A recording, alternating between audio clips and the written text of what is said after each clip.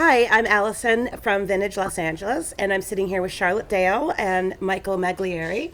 Charlotte created, with her husband, the Villanova in the 1940s, and it became the Rainbow Bar and Grill that we're here with Michael. So, Charlotte, tell us about how the whole Villanova came to be. When the Villanova started, Charlie Chaplin backed a restaurant called Henry's on Hollywood Boulevard. He took a shine to my Italian husband, and so he put up the money to open the restaurant on Vine Street. But the very first day that he was open for business, my husband had to go down Vine Street to the pawn shop and pawn his watch to have enough money to open the cash register. And from there on, it moved to where the old Villa Frascati was, west of Delhini, and then to this location in 1937. I found a piece of footage through the Getty, and it's from the 30s, and it starts over about where the whiskey is, and it's this rolling footage, and it comes to where the Rainbow and the Villanova would be, and it was called the Mermaid. And the Roxy was a supermarket, and the West whiskey, Side Market. West Side Market. Oh, I'd say you're better than I am on that one. And the whiskey at that time was Banca Giannini, which is the original Bank of America. So the downstairs That's office right, I in the forgot whiskey that. right now, the walls are 1.5 feet thick because that was the vault. We've never changed it. If we upgraded and modernized it, Absolutely exactly the same, practically. try to keep it as much the same as we can. When we go to redo the booths, we redo them to look the way that they did Yeah. back then. We keep the color the same, the carpet would stay the same. If we tried to, modernize it, probably chase everyone out of here. You haven't been here many times since you sold it off. How does it feel? Does it look exactly the same? It looked pretty much exactly the same, the dark booths on the side. What I get a big kick out of when I came in here the first time was that booth over there where you have the cash register. Yeah. And that cash register, I think, was the original cash register that the Villanova had.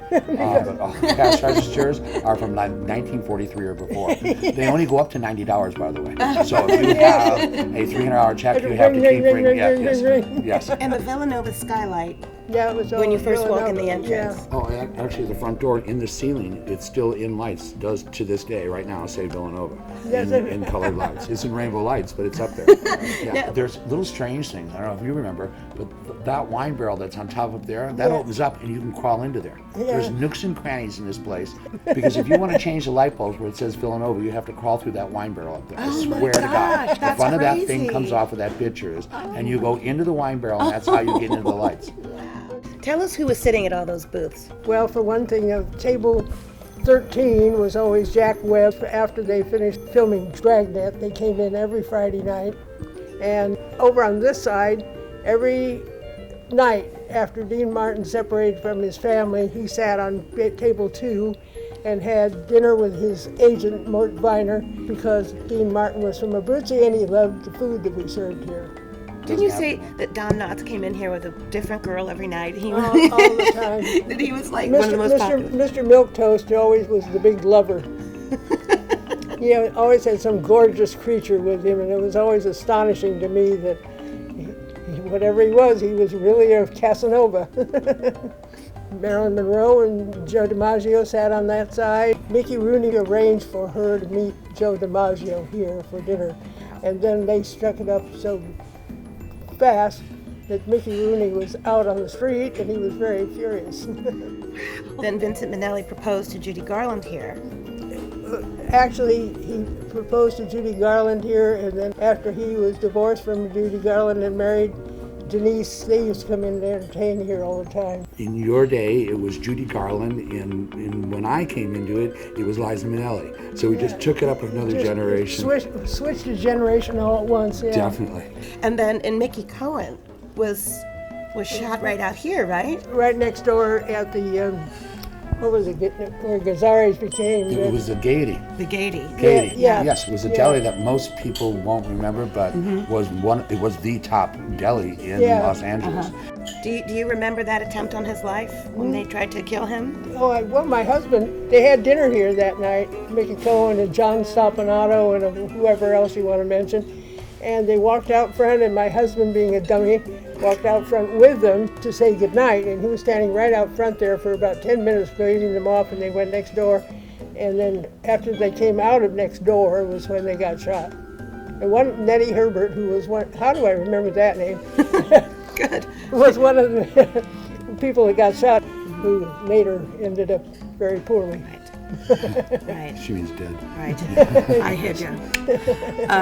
Well, you know, going down Holloway Drive, which goes down toward Santa Monica Boulevard, there was a mortuary, and right in behind that mortuary was a little tailor shop and men's clothing, and that was Mickey Cohn's headquarters. Oh, that one I didn't know. The mortuary, I have a photo of it, is Book Soup now.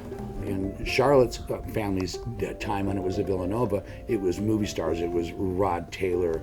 Errol Flynn used to hang from the rafters, and Ava Gardner came in here. You name anything that was famous. John Kennedy picked up his mistress at the Third Bar Stool on Wednesday nights. That was all during their era. Gardner Valley became Pandora's box, and that was the ending of the Strip. And the beginning of a new era. Mm-hmm. Yeah. She really nailed it because it was a 5-year transition that when Villanova moved out, and not only them, Ciro's went down finally. All the places started to change over. Because the Strip had gotten so crowded with traffic, everybody was all in an uproar about the Strip. There was so much panhandling and so many kids. And so everybody was giving up, and there was, within about 4 years, all the really good, nice restaurants on the Strip closed.